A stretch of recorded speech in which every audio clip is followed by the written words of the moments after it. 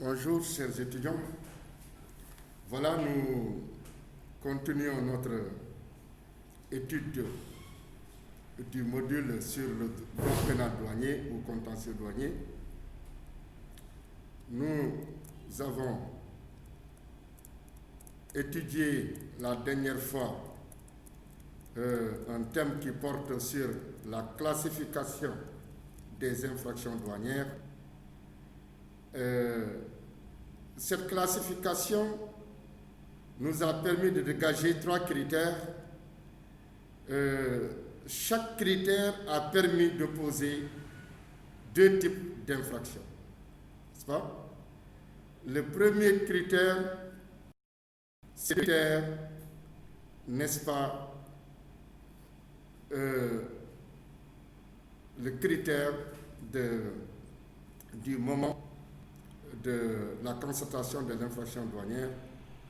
Il y avait le critère de la gravité de l'infraction douanière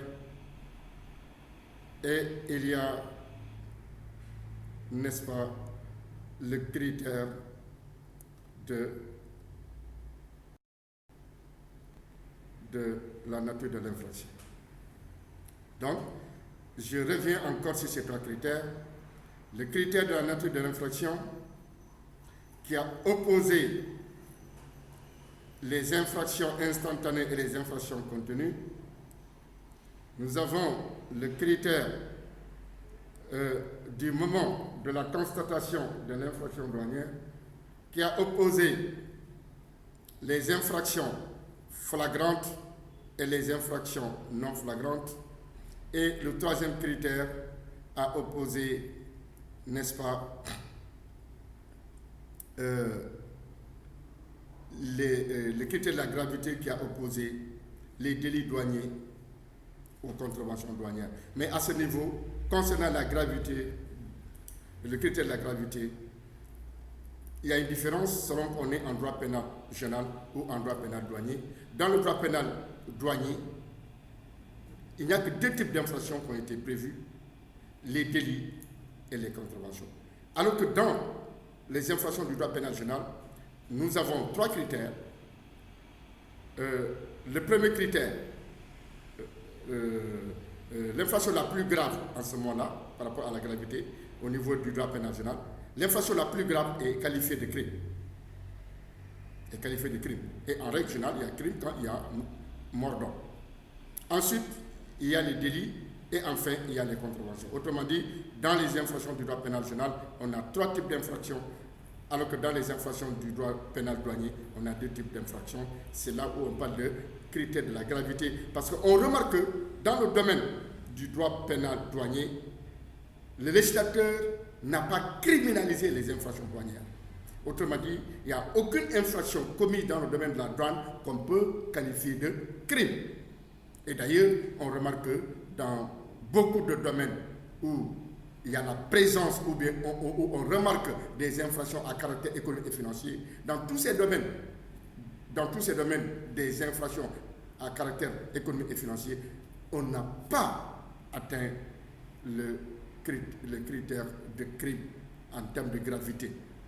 Et là, franchement, le législateur sénégalais peut revenir sur sa copie pour peut-être voir un peu à ce niveau comment il faut criminaliser les infractions à caractère économique et financier, parce que aussi il s'agit des biens de la nation et qui ne doit pas être dilapidé, n'est-ce pas, par des gouvernants. Je pense que là, vraiment, le législateur vraiment aurait dû peut-être penser à apporter une modification à ce niveau-là. Mais bref, voilà, il faut retenir qu'il n'y a pas de crime dans le domaine des infractions douanières. Aujourd'hui, nous allons continuer notre entretien, n'est-ce pas, dans le cadre de l'infraction douanière, n'est-ce pas. Nous allons peut-être aujourd'hui définir quelques notions très importantes pour la qualification des infractions douanières. Parce que si vous regardez bien, nous étions, n'est-ce pas, dans le chapitre de, n'est-ce pas, à savoir l'infraction douanière, n'est-ce pas? Maintenant, le quatrième point dans l'étude des infractions douanières, ce sont les définitions suite à la classification. Autrement dit, ce thème fait suite au thème dernier, c'est-à-dire le grand 3. Donc, le grand 4 là, que nous étudions aujourd'hui va parler spécialement des définitions qu'il faut maîtriser pour pouvoir bien qualifier les infractions douanières. Parmi ces définitions, nous avons en premier lieu, droit compromis et droit éludé. C'est important, c'est des notions vraiment qui ne sont comprises que par les spécialistes du droit douanier. C'est un droit ésotérique, on l'avait dit, donc c'est des notions qui ont besoin, n'est-ce pas, d'être expliquées de manière très approfondie. Donc ici nous avons deux types de droits opposés. On a d'un côté droit compromis et de l'autre côté droit éludé. Un droit est compromis ou éludé lorsqu'une déclaration en douane comporte une ou plusieurs mentions inexactes ayant pour but ou effet de faire apparaître un montant des droits et taxes à verser inférieur à ce qui est réellement dû. Il y a droit compromis lorsque l'inexactitude est découverte au moment de la vérification de la déclaration et avant que le montant des droits et taxes ait été pris en recette par la douane. Il y a droit éludé lorsque l'inexactitude est découverte après la vérification et la prise en recette des droits et taxes par la douane, c'est-à-dire au moment de l'enlèvement ou dans le cadre du contrôle après dédouanement, appelé contrôle a posteriori. Donc, nous allons nous arrêter un instant sur ces deux notions. La notion de droit compromis et de droit éludé. Retenez tout simplement que ces deux notions interviennent dans le cadre du circuit douanier. Je pense que vous-même, vous avez eu à étudier aussi bien en théorie qu'en pratique ce que l'on appelle le circuit douanier. C'est une phase qui intervient après l'établissement de la déclaration en détail par le déclarant en douane. Autrement dit, quand le déclarant en douane termine son travail, autrement dit, remplit la déclaration en détail, le document doit faire l'objet d'un circuit douanier, c'est-à-dire le document doit quitter de bureau en bureau jusqu'à obtenir l'enlèvement de la marchandise. Maintenant, la notion de droit compromis et éludé interviennent les notions de droit compromis et éludé interviennent dans la dernière phase du circuit douanier. La dernière phase du circuit douanier, c'est quoi? C'est la phase où nous constatons l'intervention d'un agent des douanes appelé inspecteur vérificateur. Cet inspecteur vérificateur, son objectif, sa mission, c'est de vérifier, de contrôler, pour voir est-ce que la marchandise qui est en train d'être déclarée, est-ce que cette marchandise a rempli toutes les conditions, tous les critères, a rempli toutes les exigences de la législation douanière. Pour ce contrôle, l'inspecteur vérificateur peut procéder à deux types de contrôle. Il peut faire ce qu'on appelle le contrôle physique, comme il peut faire le contrôle sur pièce. N'est-ce pas? Le contrôle physique,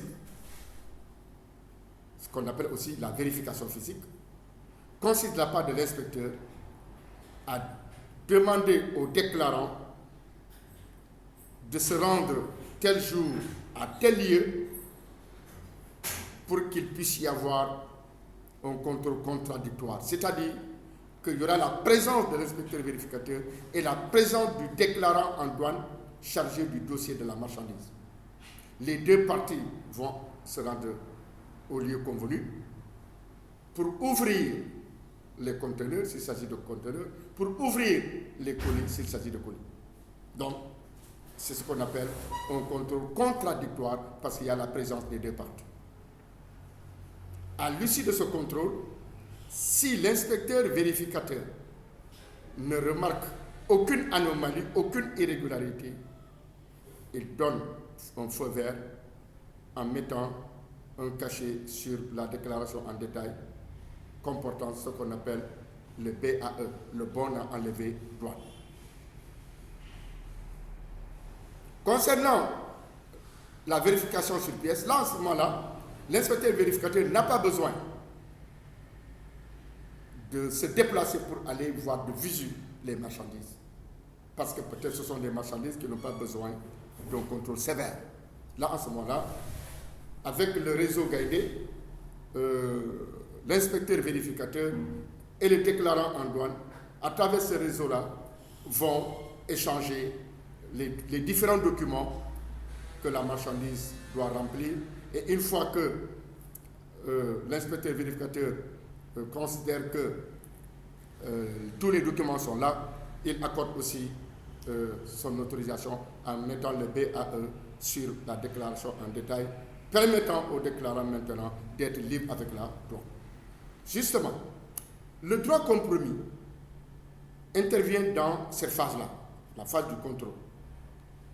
Lorsque l'inspecteur vérificateur constate au moment de la vérification physique qu'il y a une fausse déclaration d'espèce, d'origine, de valeur, l'inspecteur vérificateur retient une infraction douanière.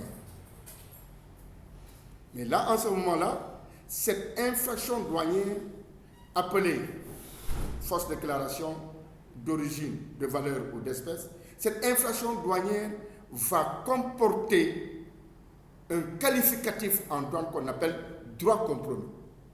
C'est-à-dire, si par exemple le déclarant devait déclarer la marchandise au DD3, mais il met là-bas DD1. Autrement dit, il y a une fausse déclaration et il y a un écart entre ce que le déclarant devait payer réellement et ce qu'il a payé. Maintenant, si on fait la différence entre le DD3 et le DD1, cette différence-là, c'est ce que la loi douanière appelle droit compromis. Et on va voir que la sanction parfois, dans une telle situation, peut aller jusqu'à une amende qui sera le double ou le triple ou le quadruple du droit qui a été compromis. C'est ça qu'on appelle droit compromis. Maintenant, il y a droit éludé. Le droit éludé, cette fois-ci, c'est une notion qui intervient après l'enlèvement de la marchandise. Alors que le droit compromis, c'est au moment de l'enlèvement de la marchandise. Mais le droit éludé, c'est après l'enlèvement de la marchandise. Cette fois-ci, l'inspecteur vérificateur a donné son feu vert, mais malheureusement, il a mal contrôlé. Il y a une fausse déclaration qui est passée inaperçue à ses yeux. Donc, il a donné le bon à enlever, la marchandise est enlevée, on a donné ça au commerçant, le commerçant même a vendu la marchandise.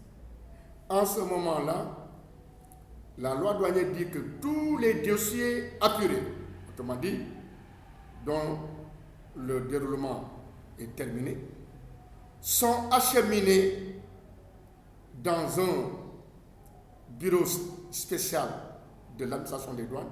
Et dans ce bureau, il y a d'autres agents des douanes dont la mission est de revenir sur ces dossiers apurés, sur ces déclarations apurées, pour voir est-ce qu'il n'y a pas eu, n'est-ce pas, un manquement inaperçus par les agents des douanes au moment de la vérification.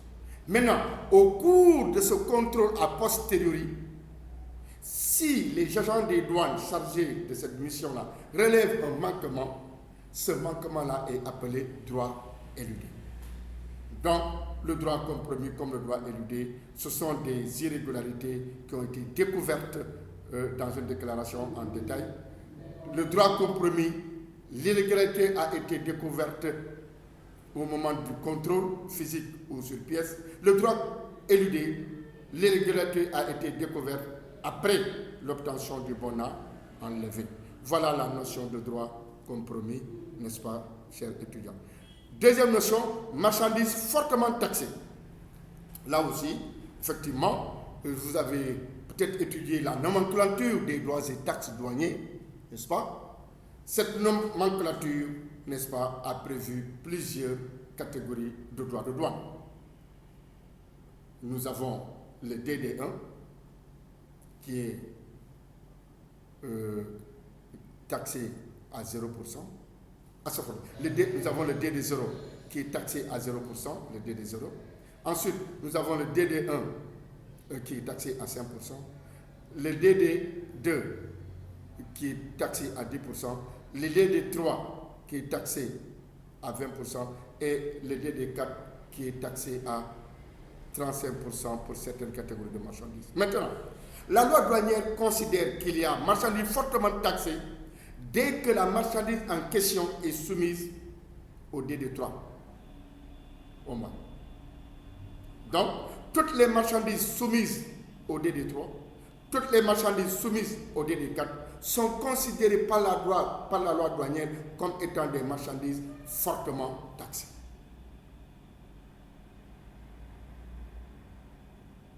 Donc, retenez la notion de marchandises fortement taxées ainsi. Troisième notion, marchandises prohibées. Je pense que la notion de prohibition, vous l'avez quand même un peu abordée dans l'étude de la douane.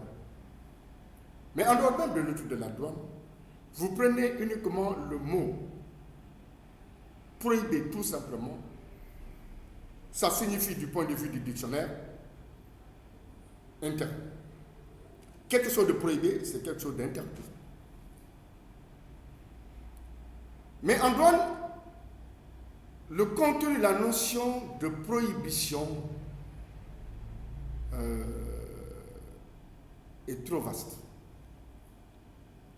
Il y a deux types de prohibition en matière douanière. La prohibition absolue et la prohibition relative. Autrement dit, l'interdiction absolue ou l'interdiction relative. Pour la prohibition absolue, il s'agit d'une importation ou d'une exportation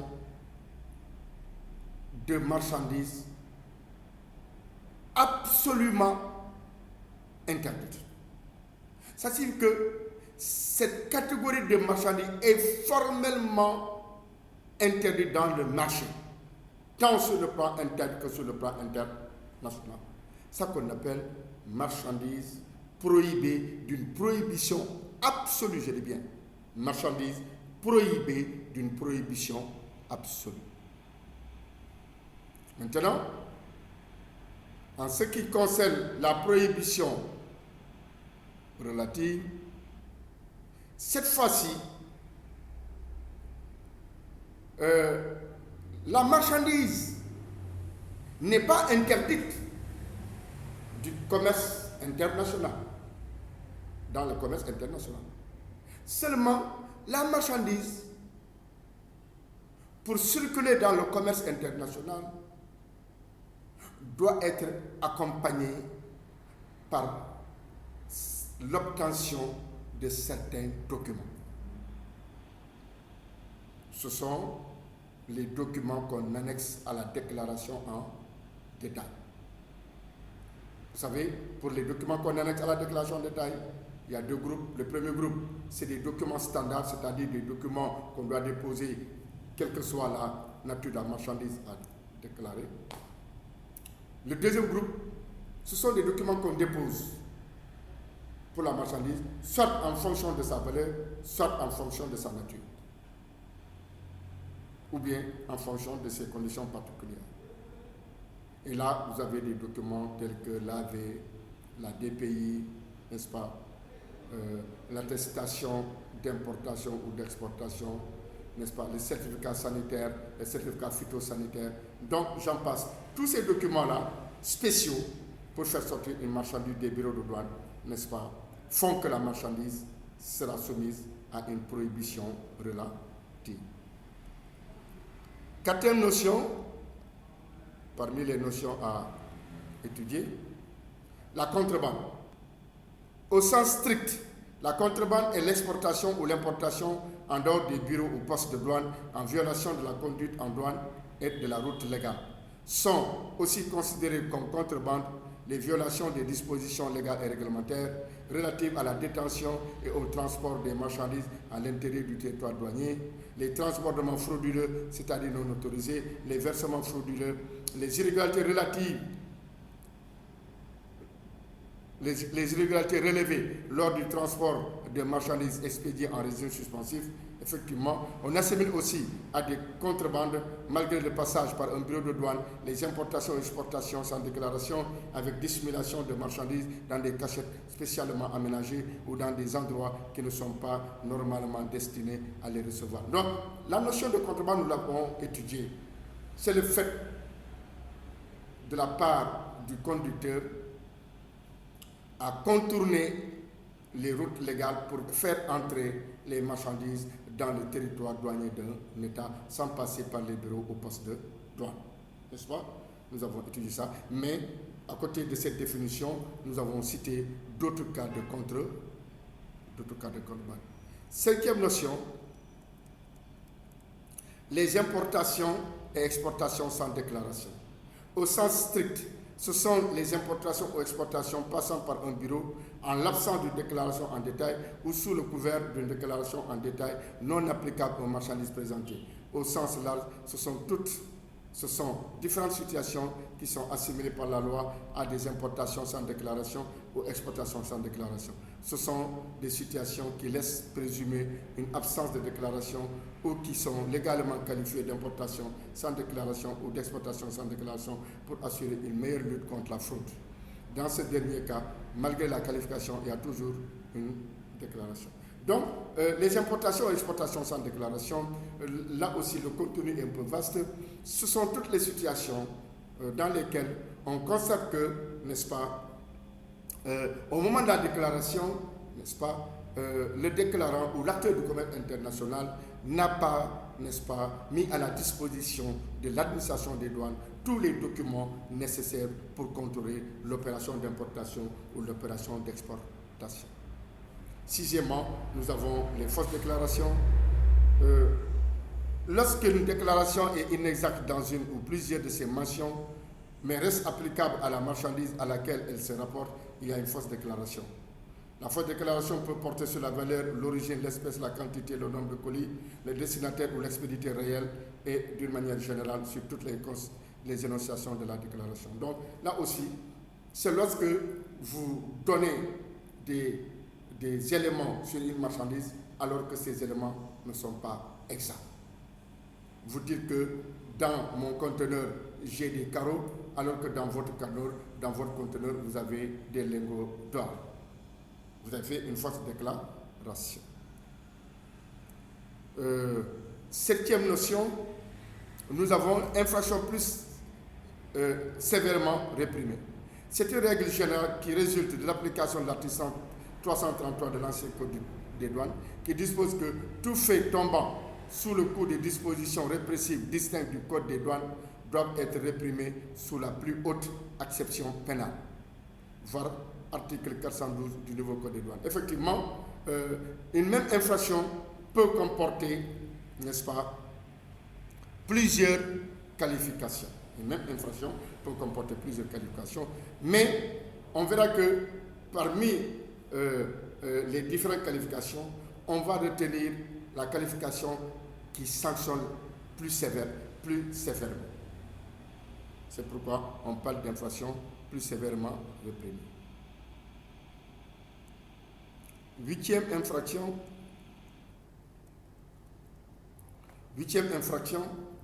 infraction plus spécialement réprimée.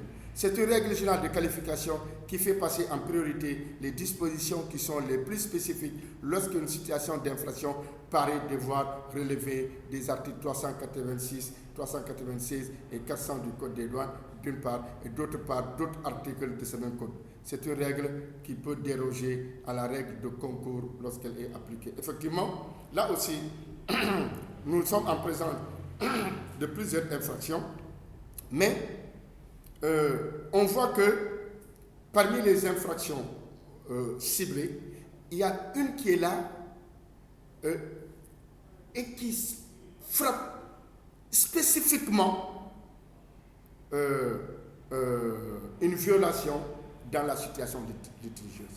Maintenant, cette infraction, cette disposition qui frappe spécialement un des faits qualificatifs, c'est cette disposition-là qu'on va appliquer.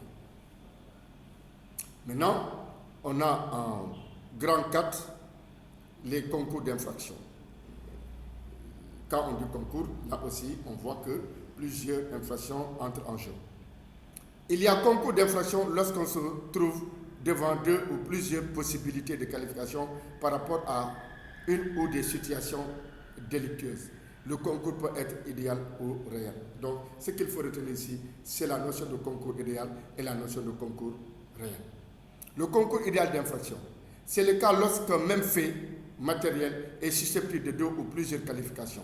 Dans un pareil cas, c'est la qualification la plus élevée qui est retenue quand il s'agit de deux ou plusieurs infractions douanières. Exemple, fausse déclaration et contrebande. Là, il s'agit, le concours idéal, il faudrait qu'il s'agisse de deux infractions douanières qu'on rencontre dans une même situation, n'est-ce pas, délictueuse. Maintenant, entre ces deux infractions douanières ciblées dans une même situation délictueuse, le concours idéal voudrait qu'on va prendre, n'est-ce pas, la sanction la plus élevée pour frapper le délinquant. Le concours réel d'infraction. Il s'agit de deux ou plusieurs infractions représentées par des faits matériels qui sont constatés en même temps. Exemple, une fausse déclaration d'espèces et fausse déclaration d'origine sur un même article d'une déclaration. Le concours réel d'infraction peut concerner des infractions douanières seulement ou des infractions douanières accompagnées des infractions du droit commun. La règle en matière de concours réel d'infraction est l'indépendance des infractions, donc l'indépendance des sanctions. Donc ce qui distingue le concours idéal du concours réel, c'est que le concours idéal d'infraction ne peut s'appliquer qu'à deux ou plusieurs infractions douanières. Autrement dit, il faut qu'il s'agisse du domaine de la douane. Les infractions en question ciblées. Il faudrait que toutes les infractions, n'est-ce pas, ciblées, soient des infractions douanières. Alors que le concours réel d'infraction, il peut s'agir de deux infractions douanières relevées au même moment, mais il peut s'agir aussi d'une infraction douanière accompagnée d'une infraction du droit pénal général. Mais ce qu'il faut retenir dans le concours réel d'infraction, c'est que ce soit qu'il s'agisse d'infractions douanières relevées ensemble ou d'infractions douanières et d'infractions du droit pénal général relevées ensemble, dans le concours réel d'infraction, on cumule les sanctions. Ici, il n'y a pas de choix. On additionne les sanctions pour pouvoir, n'est-ce pas, réprimer le contrevenant à la loi douanière. Voilà, chers étudiants, ce que nous avons aujourd'hui à enregistrer, n'est-ce pas, concernant ce cours du droit pénal douanier, n'est-ce pas, et cette séance-là, n'est-ce pas, consacre, porte sur la 5e séance, qui boucle d'ailleurs l'étude du contentieux douanier, avec Donc, cet enregistrement-là, nous avons bouclé, n'est-ce pas, les 2 chapitres de notre module, n'est-ce pas, concernant l'étude de ce cours-là. Voilà, chers étudiants, merci de votre attention. En attendant la prochaine fois de revenir sur cet enregistrement en visio pour pouvoir échanger sur son contenu. Merci beaucoup. À la prochaine.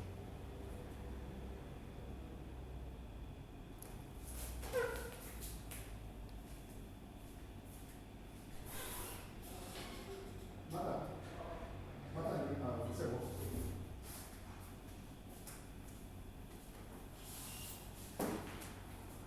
Diakhaté, ça va? Ça va aussi. Ça va bien. Maintenant, ils souvent disent qu'il a qui est en fichier PDF envoyé quoi. Ah ouais. Cours jeex na. Voilà, jeex na.